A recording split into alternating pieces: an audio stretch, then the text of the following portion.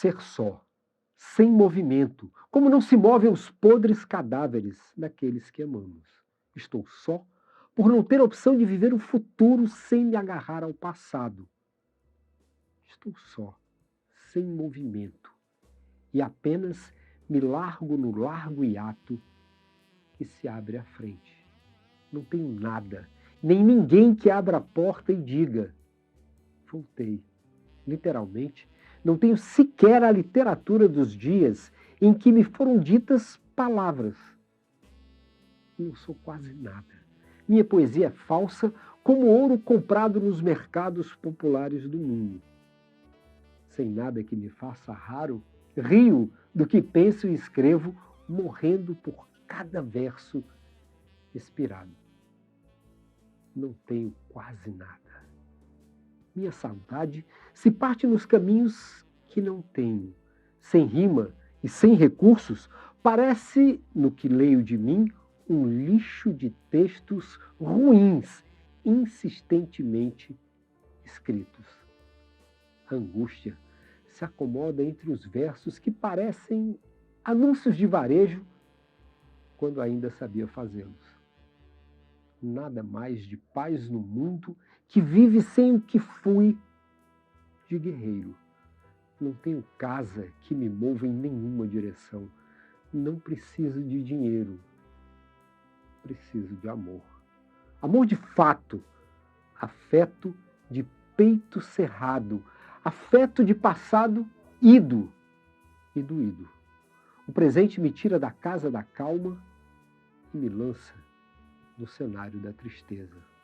Sofro indiscutivelmente pela milésima vez. Ou seria apenas a sexta vez? Quantos amores não tive e que poderia ter tido? Ninguém nunca me amou. Não, todas fingiram amar o que eu tinha como personagem que fingia ser. Amor para mim é somente sofrimento fingido, laboratório de palco. Sempre fui o palhaço maquiado nas ruas. De que lado, Inácio, se quedou a espada que nunca atingia ninguém?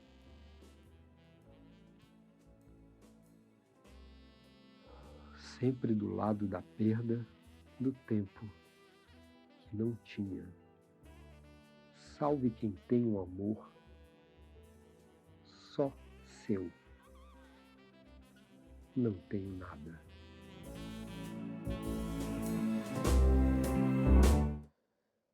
Oi, tudo bem? O tédio que me consome todas as 24 horas do dia. Fora a decepção de ontem, a decepção de hoje e a desesperança crônica na manhã. Sejam bem-vindos ao nosso primeiro episódio aqui dos Respiros das Respiro das Almas. Não deixa de ser, né? São várias almas. Respiro das Almas. Melhor Pronto. ainda. Mudou agora e tá melhor ainda, né? Pronto, respiro das almas. Eu sou Manuel Florencio, você pode me chamar de Manuel, de Florencio, de Foca. Estou aqui hoje com o meu querido mestre Bittencourt, Carlos Eduardo Bittencourt Paiva, vulgo Bittencourt, ou dizendo melhor ainda, Bittencourt, ou Bitten, ou Bit, mas nunca Bittencourtzinho e jamais Bittencourtzão, né? Essa é antiga. E hoje a gente também está aqui no nosso Respiro das Almas. A gente está aqui com Jacinto Fábio Correia, poeta carioca, amigo, autor de infinitos livros. Jacinto, conta um pouquinho aí da tua história, rapidinho pra gente. Bom, prazer estar falando com vocês. Eu sou carioca, de 1960, ganho a vida como jornalista publicitário, mas nasci e vivo pela poesia. Já tenho 15 livros lançados, vou lançar agora em outubro o meu 16º. 15 de poesia e de conto. Rapaz, isso aqui é um autor, né? Jacinto, e você também declama pelos teatros aí no Rio? Como é que é isso? Tem um outro trabalho também, né? Eu vejo a poesia de três maneiras, né? Escrever, que eu espero que seja para toda a vida, independente de qualquer coisa. Tem a parte de publicar e tem a parte de recitar, que é uma coisa que eu exerço já menos tempo, deve ter uns 20 e poucos anos só, eu estou com 65. Mas participo, eu faço muitos recitais com estrutura de teatro, com cenografia, trilha sonora, roteiro, luz e tal, como se fosse um monólogo de teatro. Rapaz, esse eu ainda não tive a oportunidade de ver, porque todas as vezes que você está com um espetáculo ou uma leitura dessas, eu estou aqui a 3.000 quilômetros de distância, né? Mas meu coração, pode ter certeza, está aí com você, né? Porque corações de poeta jamais se desconectam, né?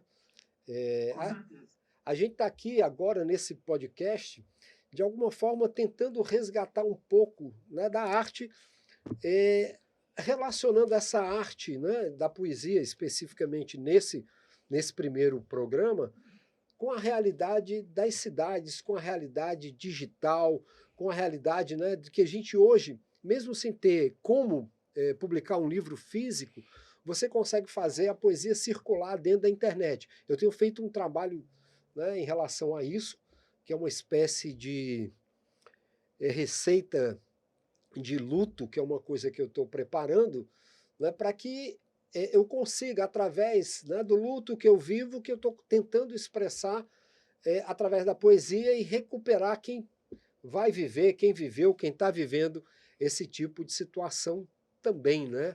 A poesia tem essa capacidade de ressuscitar, eu acho.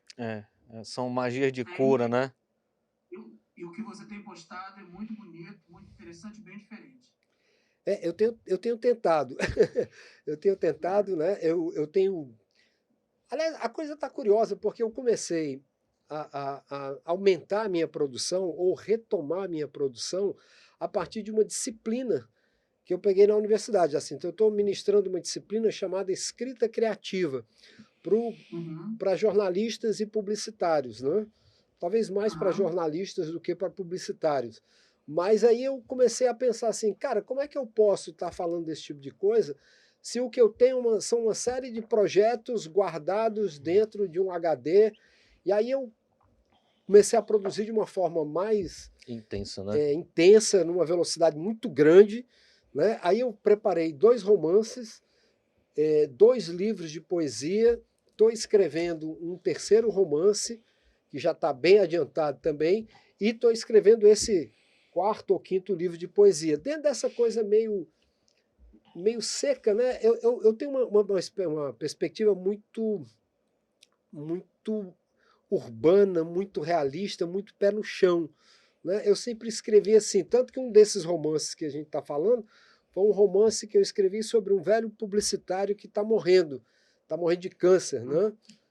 E aí, a partir disso, se passa no Rio de Janeiro, que não poderia ser diferente, né? Acho que as minhas referências, né? Eu costumo brincar que eu sou cearoca também. Cearoca eu acho uma expressão ótima, cara. Né? Eu poderia ser cariorense, mas...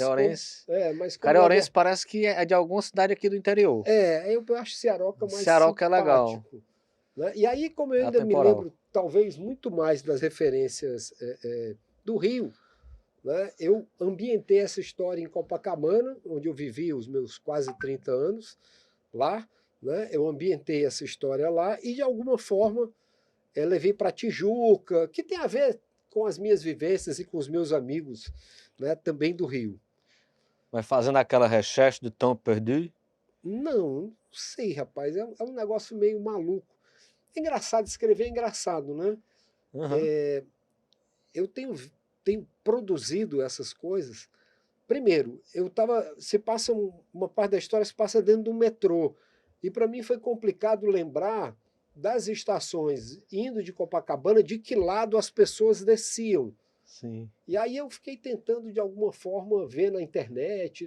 Fazendo a pesquisa mesmo, eu fiz uma pesquisa bem profunda. O outro romance que eu estou escrevendo tem a ver com o universo da Umbanda, né? Na verdade, a personagem é uma mulher e ela investiga crimes hediondos contra crianças. E ela é uma policial federal. A briga tem sido mais ou menos nesse sentido, né?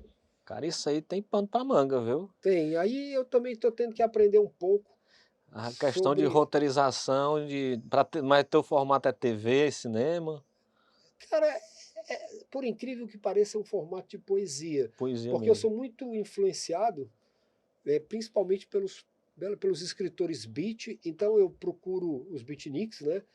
E mais do que todos, eu acho que o Kerouac talvez seja o cara que eu mais curto, e o pós-beat, que é o Bukowski, né?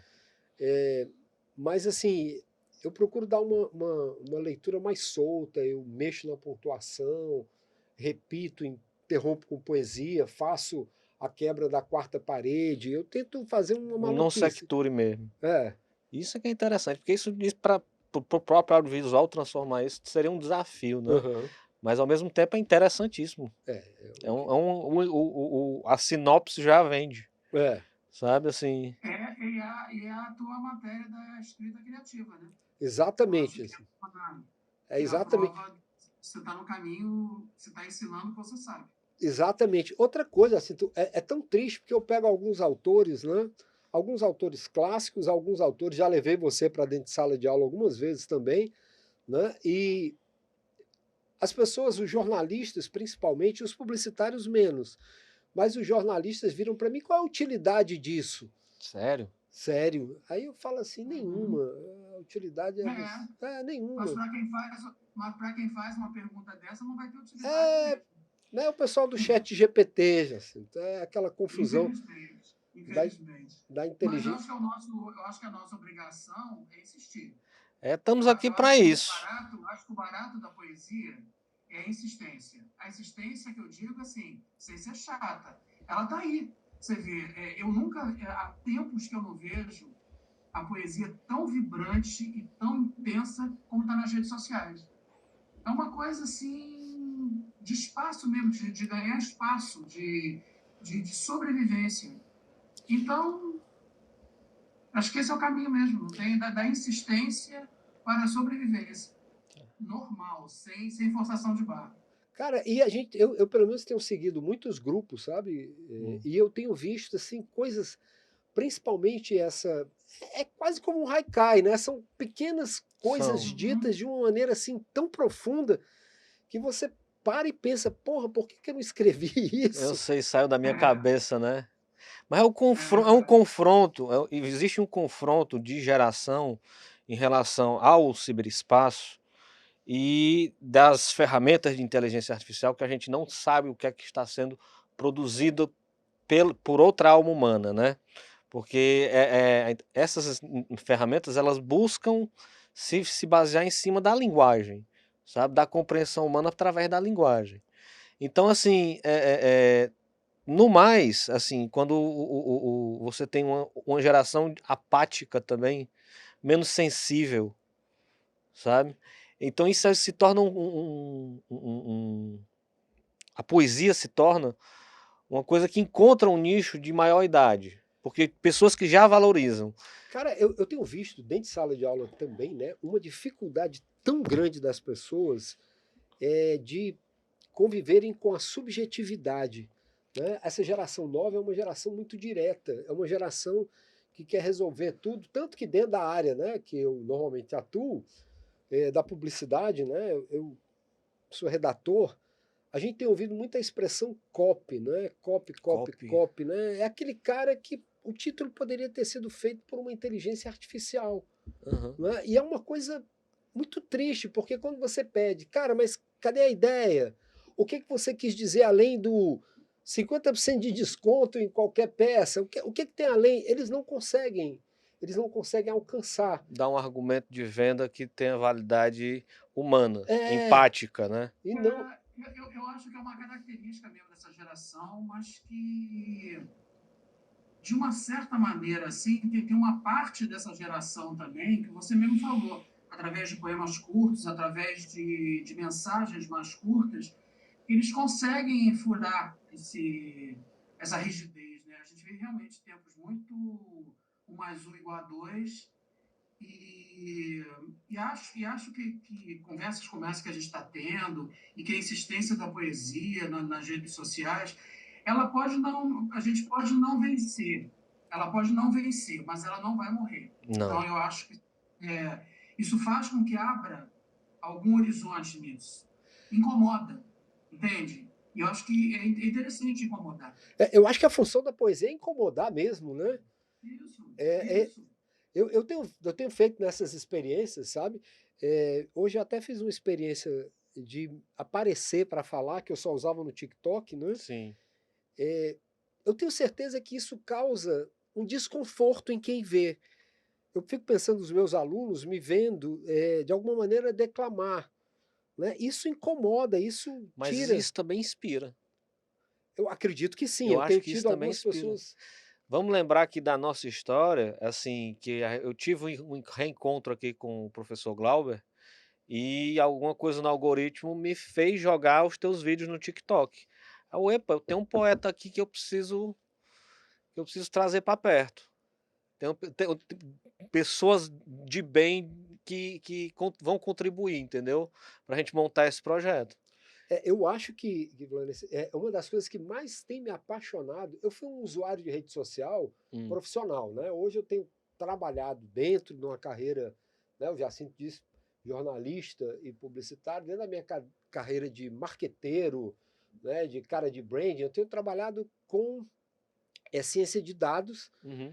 Especificamente, eu sou um cara que interpreta dados, né?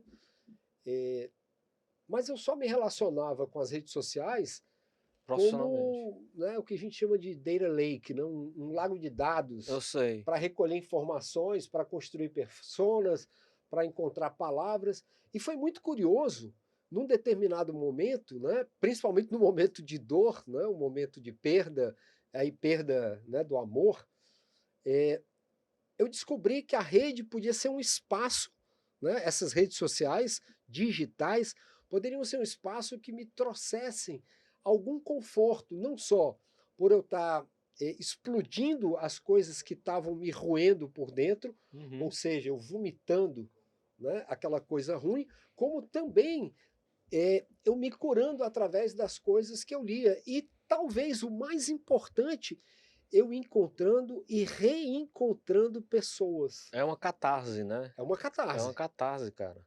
Eu acho que eu acho que é a rede com a função de rede mesmo. E rede que eu digo de você deitar e ser acolhido. Você tem entende? Eu acho que quando as redes sociais são usadas de uma maneira sincera e quando você bota, por exemplo, o teu rosto em vez de fazer uma edição de vídeo, você está se expondo. E eu acho que isso tem um lado que pode ter um lado que podem achar estranho, mas é aquilo que eu te digo. Vai ter muita gente que vai olhar e falar assim: isso é um rosto. Então, é a rede sendo rede de acolhimento. E não é acolhimento no sentido religioso, que eu não acredito em nada disso, mas é no sentido do humano. Da empatia, né? Da conexão. O rosto da dor. Você vê o rosto da alegria. E você se reconhecer no outro. Eu acho isso muito salutar. Essa é a palavra. E dentro dessa perspectiva, né, talvez uma poesia não, eu vou dizer, não sofisticada. Eu me lembro muito, assim, tem um trecho teu, né, um pedaço teu, que eu jamais me esquecerei, que é: a cidade é imensa demais para que os meus detalhes signifiquem. Cara, quando eu tomei essa, eu cheguei a ficar arrepiado aqui. Quando isso, né, quando eu li isso pela primeira vez, isso me moveu de uma forma, porque é um anonimato tão grande, né, dentro de uma cidade que tem tantos anonimatos perdidos, e tem tantas dores e tem tantas alegrias. E eu acho que, de alguma maneira, quando a gente pode ir para a rede, quando a gente pode deitar nessas redes, né, e quando a gente pode se deitar com outros nessas redes, é como se, de alguma maneira, os nossos detalhes significassem. De né? fato. Como se, de alguma maneira... Com certeza. A gente cria a empatia, a conexão humana, algo real. A história de ver teu rosto, sentir não só a memória da pessoa que eu conheci, mas também de te encontrar nesse momento presente, me atualizar sobre Bittencourt, certo? O Florencio foi meu aluno, né? Foi. Ele tentou me ensinar, eu insisti em não aprender. Não, aprendeu mais do que devia, entendeu? E tem uma coisa assim, que eu nunca vejo a relação de sala de aula, né, como uma relação de poder, embora, se a gente for buscar os autores, né, se a gente for lembrar, por exemplo, do Barthes no texto Aula, né, que ele fala desse Da relação né, aluno-professor. aluno-professor, e que ele tenta, de alguma maneira, romper, né, essa relação de poder. Eu sempre vi a sala de aula como um espaço de troca inacreditável. Claro, a gente só troca com quem está disposto a trocar. Né? Eu não posso violentar, né, as idiosincrasias gerais, porque seria uma violência. Embora algumas vezes eu acho que cabe ao professor ser violento também. Né? Eu vejo dentro dessa disciplina de escrita criativa, em alguns momentos eu ser violento, porque eu vou pegar a Betânia lendo alguma coisa, tenho uma aula preparada sobre o Homem de La Mancha, Sim. né, principalmente o musical, e eu pego o musical recente da Broadway, né, que tem até a Maria Elizabeth Mastrantônio como Aldonza do Cineia. Mastrantônio, eita, cara, resgatou, viu? Mas ela tá tá ainda vivenciando, É. e aí você tem o ator, que eu não vou me lembrar do nome agora, que faz o Quixote, e eu coloco em inglês, né? E depois eu coloco a Betânia, e infinitas vezes eu vejo alunos chorando, do mesmo jeito que quando eu vou ler um trecho de uma poesia minha, porque eu gosto de me expor para que as pessoas se exponham, que elas se sintam, né, à iguais, vontade, né? Humanas, né? Exato. A gente aprende quando a gente se desarma, quando a gente tira a armadura e se expõe, é quando a gente se reconhece um no outro. Eu digo que você... Não, é por isso que é importante mostrar a cara, entende? A gente estava conversando sobre isso, né? Fazer edições sofisticadas, bonitas, em relação aos poemas, mas também botar a cara do poeta falando, sabe? Eu acho que isso traz uma veracidade, isso traz uma autenticidade, uma né? Orgânica de troca, sabe? Eu acho importante equilibrar as duas coisas. Eu assim vejo, né, de uma forma muito louca quando você já sentiu. Eu tenho, claro, né, os CDs, ou o CD especificamente, né, do dueto que você fez com teu irmão, com o Paulo.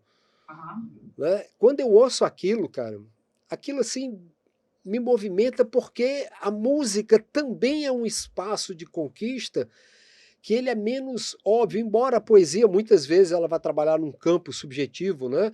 Eu sempre acho que a interpretação é deslocada, né, para quem a recebe, né? Não interessa a minha intenção, o que interessa é a forma como aquilo vai encontrar a outra pessoa, mas a música, essencialmente a música, não só a música com letra, mas principalmente a música como recurso lírico de construção. Eu digo que a música é uma espécie de cama, né, aonde a nossa consciência deita sem ter essa consciência de que está ali capturado, ou como você falou, a rede, né, essa rede que surge.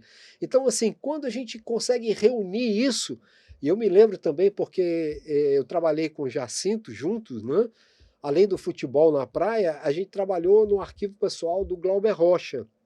Né? Que legal. Então a gente teve a oportunidade de juntar a palavra, né, a imagem, e tanto eu quanto o Jacinto, né, tem uma história musical muito forte. Né? O Jacinto, eu me lembro que a gente brincava, mais jovem, o Jacinto recebia o Elvis, entendeu? A gente fazia uma coisa assim, e essa devoção de a gente ver, por exemplo, a Betânia, né, que é talvez uma das grandes intérpretes, eu acho, né, não só da música, mas principalmente da poesia, né? Então, da poesia brasileira. Né, eu acho assim uma loucura, uma mulher, quem é que vai substituir essas pessoas, sabe? A Betânia fez 80, não é 80 isso? 80 anos. Ainda tem um tempinho. 7, 9, mas 80 ano que vem. Ainda tem um tempinho, cara. Ó, eu me impressionei, foi recentemente, né? O show do Tony Tornado, né? 95 anos, com toda aquela ginga, com todo aquele...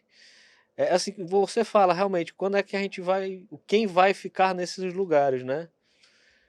E os que poderiam, né, os que têm recursos, vamos chamar artístico para fazer isso, parece que sofrem de alguma coisa. A gente vê um Ed Mota da vida, que você não tem como negar, né, o swing, a voz.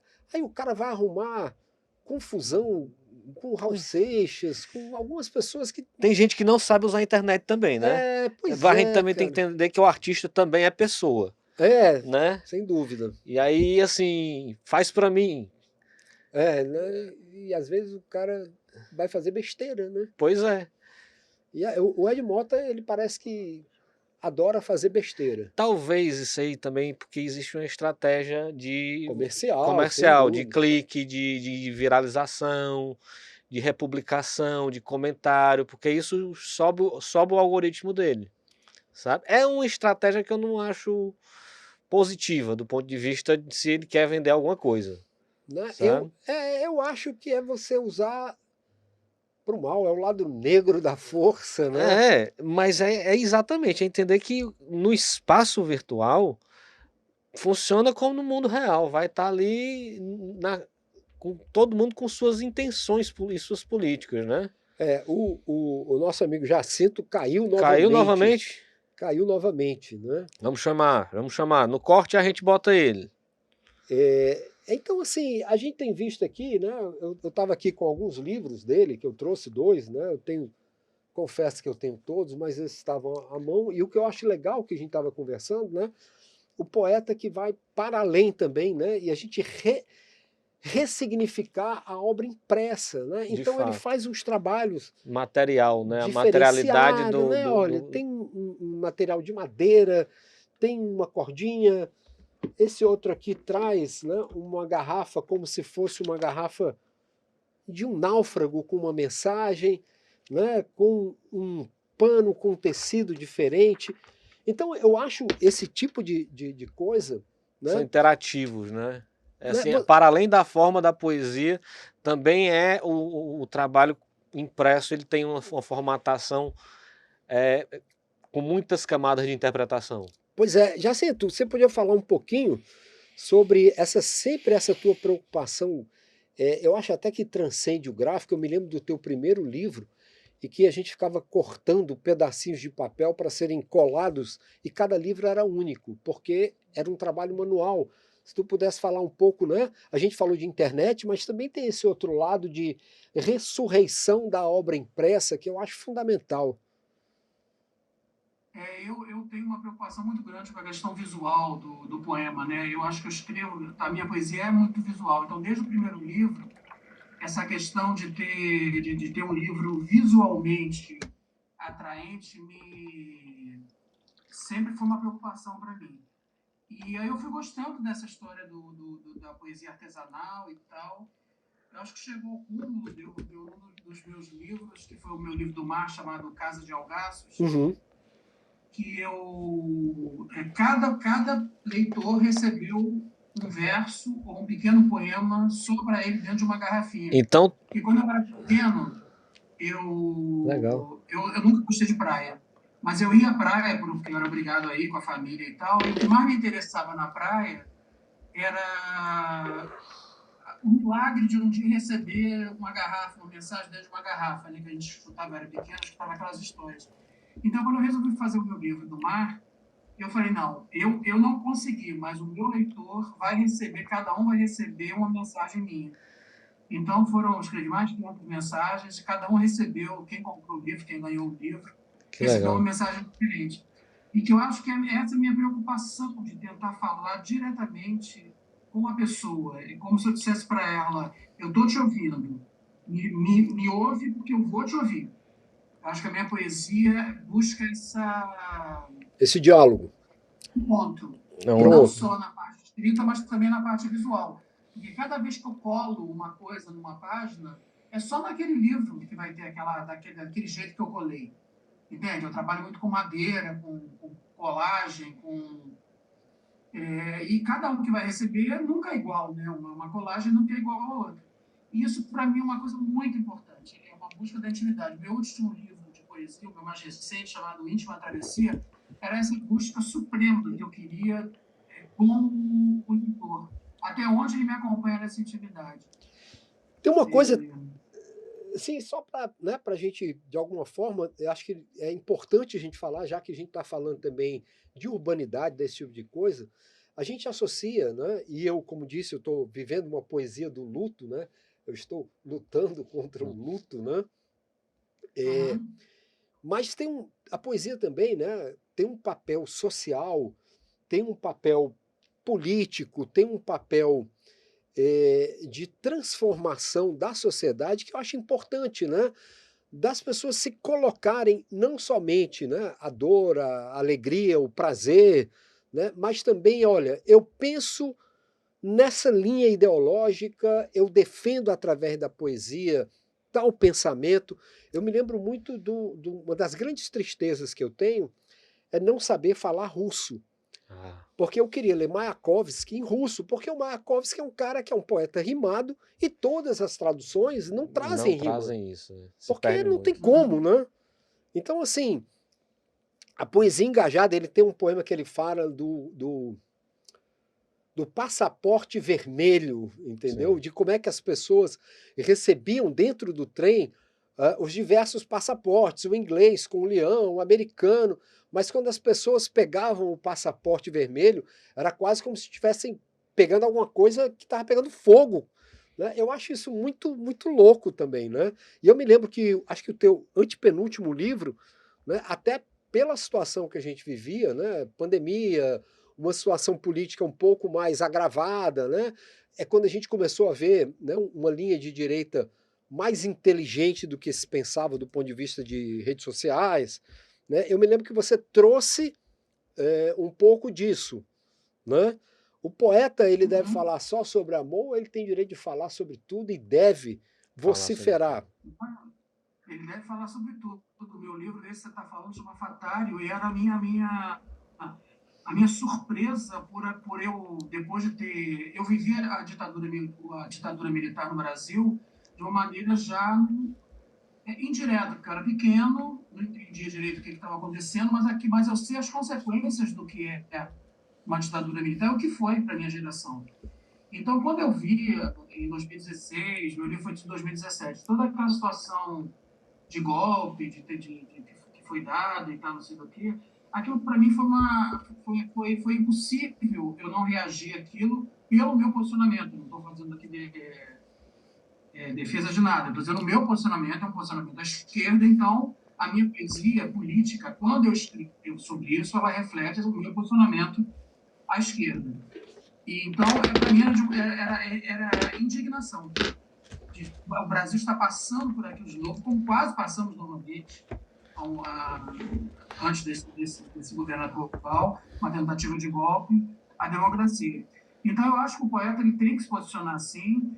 Tem um verso meu, que eu acho que alguns vão discordar, mas muitos vão concordar, que poesia de direita é prosa mal escrita. Como eu acredito, mas aceito a réplica. Acho que Eu tá desa... certo. Mas o meu posicionamento é esse. Poesia de direita é prosa mal escrita. Vou escrever prosa, deixe a poesia em paz. Não, de fato, assim, é um desafio, sabe? Eu desafio aos poetas da direita. É um Certo? desafio. Comentem aqui, certo? Publiquem aqui embaixo. Eu quero ver. Eu quero ver. Meu desejo. Mas eu acho que a poesia cabe tudo. A poesia cabe o pão que você vai comprar até o amor que você perdeu. A poesia é generosa. Ela abre o ventre dela é um ventre materno, paterno, muito generoso. E eu acho que cada vez mais ela está ensinando para a gente que não tem essa coisa de bom, ruim. Tem uma questão de identificação. É. Eu me identifico com certas poesias, eu me identifico com certos poetas. E é isso que interessa. Você não pode cortar a pessoa. Essa história de que a fulano escreve mal, a não ser poesia de direita. Isso é ruim. Mas, assim, a poesia ela está aberta, é um ventre materno, paterno aberto. Ela é acolhedor. Então, não interessa se você escreve bem, se você escreve mal, porque a questão é o alcance, a identificação daquilo. É o outro, né? É o mais importante.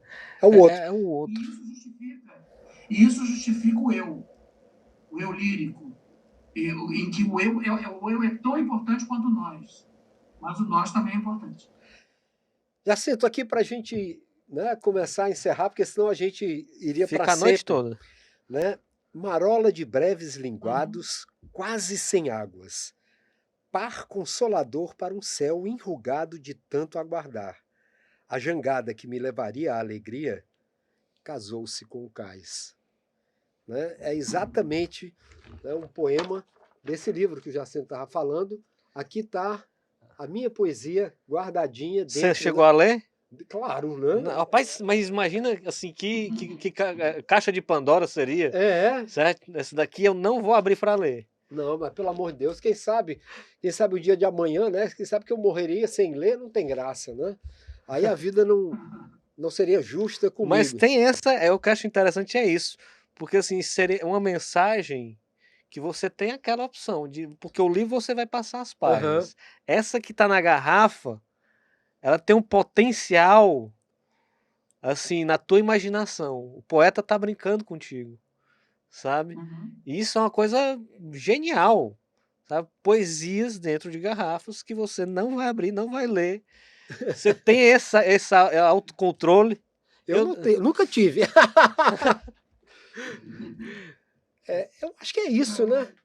Acho que é isso, minha gente. Eu, assim, como primeiro episódio, eu fico muito feliz de estar aqui com vocês, com o Jacinto, com a presença de conhecer o trabalho dele, aqui com o Beat, que vai estar compartilhando a mesa com a gente, toda semana, todo mês, toda quinzena. A gente ainda vai ver essa formatação. E é um prazer ter vocês aqui. Espero que vocês gostem do nosso programa. Eu tenho certeza que vai ser um sucesso, e sucesso no sentido da partilha. Sucesso é legal quando é uma questão de partilha. Eu acho que a ideia é muito boa, foi muito agradável estar com vocês, e eu acho que quem ouvir vai partilhar, vai compartilhar. Isso é que é o mais importante. Jacinto, você está aqui, né, nesse primeiro programa, mas pode ter certeza que você comporá essa mesa algumas outras vezes, né, porque a gente vai discutir várias coisas, né, não só diretamente a poesia, mas também a imagem, de alguma forma, tudo. A filosofia. De fato, cultura como um todo, música. Né, e a gente vai ter...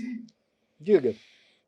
Vai ser um prazer enorme dividir com vocês aí, da minha opinião, e principalmente ouvir de vocês, que eu fiquei assim... O Carlos eu já conhecia, mas é o Florencio, né? Sou eu. Não conhecia, e gostei muito da condução de vocês, disso tudo, do que foi conversado, e principalmente dessa possibilidade, como eu falei, de partilha. Isso aqui antes de tudo, Jacinto, eu vejo como um ato de resistência, sabe? Assim, dar os meios e trazer vocês do Brasil todo, dos que estão aqui em Fortaleza, dos que já foram também, porque o registro, pelo menos nesse ciberespaço, a gente vai poder cutucar um pouco, a gente vai incomodar um pouco.